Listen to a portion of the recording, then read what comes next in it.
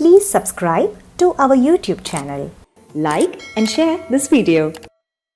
మనకేమి కర్మండి అంకులు అని పిలుచుకోవడము ఆంటీనా యాంటీనా ఆంటీనా అర్థము కాదు. ఎప్పుడు ఆంటీలందరూ యాంటీలే. ఏ టీవీ చూసినా సంగతి తెలుస్తుంటుంది మనకు.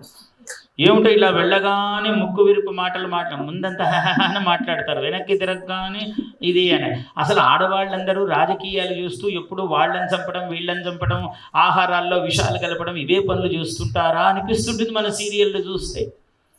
అందుకే మహానుభావుడు ఎవడు పెట్టాడో పేరు కానీ ధారావాహిక అని పెట్టాడు. దానికి ధారావాహిక 693 1016 2000 పోతుంటాయి. అసలు ఎవరు చూస్తారబ్బా అంటే మీకేం తెలుసు గురువు గారు, అసలు ఇళ్లల్లో చూసేదంతా ఆడవాళ్ళు ఇవే రోజు. అసలు వాళ్ళు సరిగ్గా సమయానికి భర్త కనుక తలుపు తట్టాడంటే వాడు మనిషి ఇప్పుడే వచ్చినాడా అని మొహం అంతా ఇట్లా పెట్టి ఇదే సమయానికి రావాలన్నా ఏం అడగండి. ఆ సీరియల్ అయిపోయాక రాకూడదు అంటే పాపం ఆఫీసు నుంచి వేలాడి ఇంట్లో ఏదో భార్య కాఫీ ఇస్తే తాగుదామనో లేదా తానే కలుపుకొని భార్యకి ఇచ్చి టీవీ చూస్తుంటే సీరియల్ ఆమెకే ఇచ్చి ఈయన తాగుదామని ఏమో తాపత్రయం ఇంటికి రావాలి కదా. పాపం వచ్చాడు. వస్తే సరిగ్గా సమయానికి అబ్బా తగలబడతాడంటే ఏం అనరాదు కానీ అని పళ్ళు ఎట్లయి అన్నీ మనం టీవీలో చూసిన ఆకారాలన్నీ ఇక్కడ కనపడుతుంటాయి. మామూలుగా ఇళ్లలో పాపం తల్లులు అట్లా ఉండరు. ఏమో టీవీ చూస్తే అనుమానం, కాఫీ ఇస్తే అత్తగారికి అనుమానంగా చూస్తుంది అత్త, ఈ కోడలేమో కొరకరా చూస్తుంది. నన్ను అనుమానిస్తావా, నేను ఇంతటి దాన్ని మహా అత్తగారికి విధేయురాలి, నన్ను ఇట్లా చూస్తావా అంటున్నది. సీరియల్ మహాత్యం తప్ప ఇక్కడ సీరియల్ ధారావాహిక అని పెట్టాడు.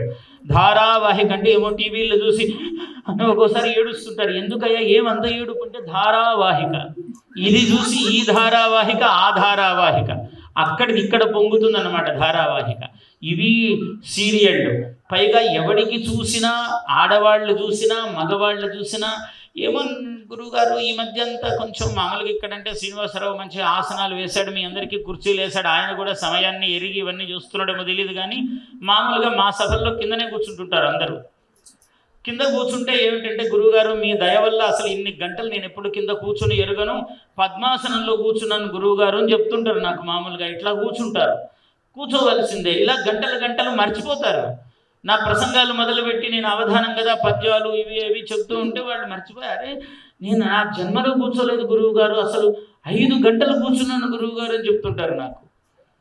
అంటే నాయన మంచిది, యోగము సాధన ఆసనము ఆసన శుద్ధి ఇవన్నీ మంచిదే కదా అని చెప్తూ ఉంటారు. Please subscribe to our YouTube channel. Like and share this video.